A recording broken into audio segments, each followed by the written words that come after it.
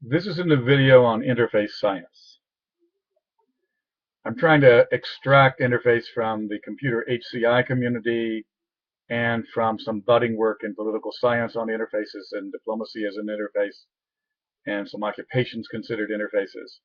And I'm trying to pull all those strands together and to make interface a separate science and department in academia. First of all, I'm going to talk about challenging fundamental interfaces, monastic methods of innovation. Things like the Benedictines in Europe creating the job and the Rinzai Zen monasteries in Muromachi, Japan creating the job in Japan. Things like the job were created by monastic orders, and because they worked on very, very fundamental interface changes. I want to change prose-text, replace it with fractal page models. I want to change ordinary discussing, replace it with stratified respondings. I want to take meetings, replace them with scientific rules of order. I want to take processes in classes, replace them with mass workshop events. I want to take brainstorms and replace them with social design automata. I've got other sets of 5 basic interfaces to replace. So that's the first thing to do. Is we have a lot of ancient interfaces that have been around for hundreds and thousands of years that don't work very well. And we need to stop pretending that they do, and we need to replace them. It means a whole set of new routines for entire civilizations, but it certainly can be done. The web is doing a lot of this for us. We might as well use it as a catalyst for updating a lot of interface routines that don't work very well, that we're keeping for no other reason. Number 2, social interfaces. Are they really social? Is Facebook in any way social?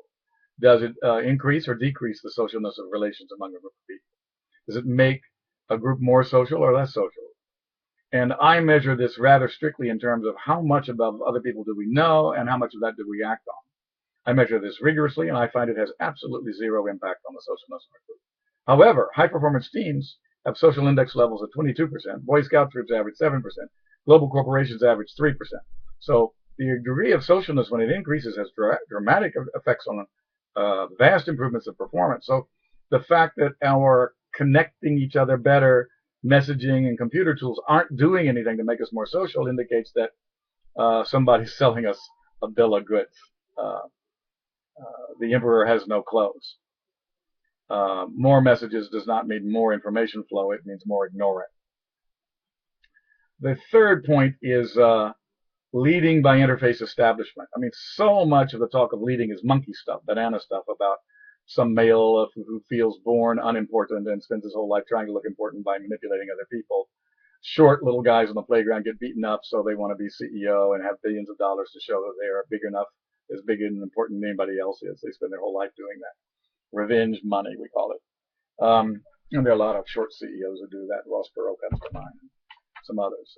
The opposite of that would be Robert Reich, who's as short or shorter than Ross Perot, but all of his life has been comfortable with his height and doesn't run around trying to get billions of dollars to show people how powerful he is.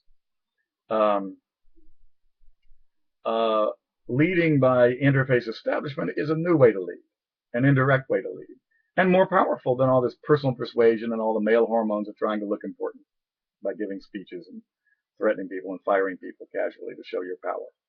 Little tantrums of monkeys. So rather than monkey tantrum fits by the little cute little bossy men in the world, setting up interfaces that actually increase the socialness of a group, or actually achieve directedness of a group, or deliver any other of the basic 64 leadership functions well to an entire group of people, are extremely powerful and have much greater impacts on the bottom line and effects than individual people running around pretending to be leaders. And James March measured this many years ago, and Srivastava at Case Western measured this decades after James March, and they all got the same effect. They follow leaders around, and Mintzberg up at McGill did this, following leaders around for a year or two, and they take credit for luck, they avoid credit for bad luck, and they rip off the corporation for hundreds of millions of dollars, and tell people how important they are, and then pay them one billionth what they get paid, and then pay them all this money because they must be 40,000 times more valuable than these jerks who let them steal all this money. Creating by interface established. Now this is cool. This is really cool. Invention, discovery, creation, design. By taking anything and dislocating it from its natural environment. This is called bricolage or exaptation, depending on whether you're talking about anthropology or natural selection.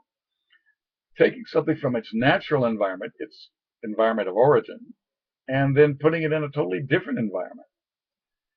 And if you can create interfaces that take ideas and transplant them this way, and that do this for dozens of ideas from dozens of fields, then you can get hundreds of innovations through such interfaces, just as a natural flow of interaction across the interface, without effort, effortless hordes of innovation.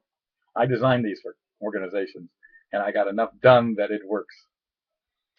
Cognitive list limit extensions, that you can improve intelligence and thinking quite generally by installing interfaces that move people from a cognitive list limit of 3 or 4 to a cognitive list limit of 7 or 8, or a cognitive list limit of 40 or 50, or a cognitive list limit of 128.